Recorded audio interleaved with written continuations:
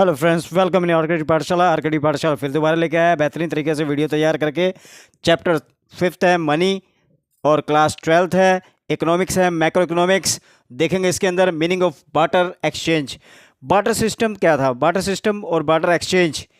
Barter exchange क्या है? Barter exchange refers to exchange of goods for goods. Means क्या है? गुड्स के बदले में गुड्स दी जाती थी, एक्सचेंज की जाती थी as a ancient time. Then limitation of barter exchange. इसकी लिमिटेशंस क्या है? Lack of double coincidence of wants. कह रहा है कि double coincidence of wants, lack of means कई बार क्या होता है, जो ए को चाहिए वो बी के पास नहीं होता था, तो इसके कारण क्या प्रॉब्लम क्रिएट होती है। Barter system can work only when both buyer and seller are ready to exchange each other goods. Buyer system जब भी काम कर सकता है जब बायर और सेलर दोनों एग्री है एक्सचेंज करने के लिए। Second, lack of common measure of value. इसमें क्या होता है, कई बार जो है जो एक्सचेंज करते थे उनको बराबर मेजर नहीं मिल पाता, बराबर वैल्यू नहीं मिल पाती थी, जिसके कारण प्रॉब्लम्स क्रिएट होती थी। देखिए क्या है, और are not of equal value. सभी जो कमोडिटीज, सभी गुड्स जो इक्वल वैल्यू नहीं होती थी। And there is no common measure of value of goods, और कॉमन मेजर नहीं होता था goods and services in which exchange ratio are expressed, और जिसमें उनको एक्सचेंज रेशियो को एक्सप्रेस करना पड़ता था। मीन्स क्या है, जैसे मान लो केजी और मीटर में डिफरेंस होता है, ठीक है। इसी तरीके से क्या कुछ प्रॉब्लम्स क्रिएट हो जाते हैं, जिसके अंदर lack of standard of deferred payment.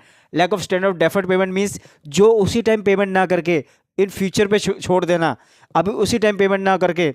The borrower may not may able to arrange goods of exactly same quality at the time of repayment.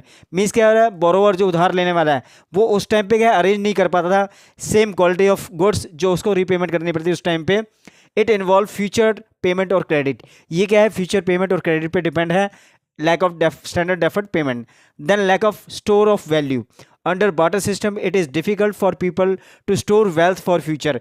Means के बार्टर सिस्टम में क्या है, ये लोगों के लिए बड़ा मुश्किल था कि वेल्थ को जो है, पैसे को जो है संभाल के नहीं रख सकते थे फ्यूचर के लिए।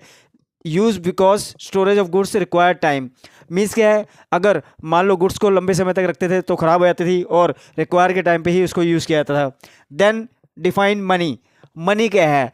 Money money is anything which is generally accepted as a medium of exchange.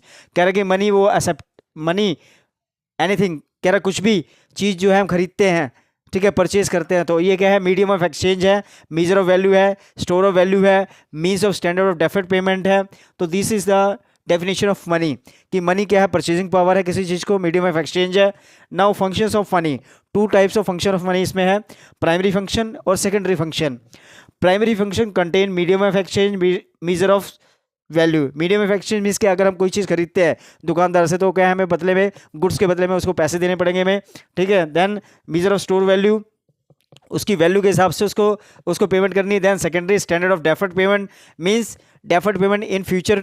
मैंने अभी बताया कि डेफर्ड पेमेंट जो अभी ऑन द स्पॉट ना करके इन फ्यूचर में डिपेंड हो जाती है। Store of value means purchasing power की इस क्वांटिटी को कितनी क्वांटिटी में खरीदा जाएगा इस चीज़ को। तो this is the first video of this chapter. I hope you will like this. Thank you.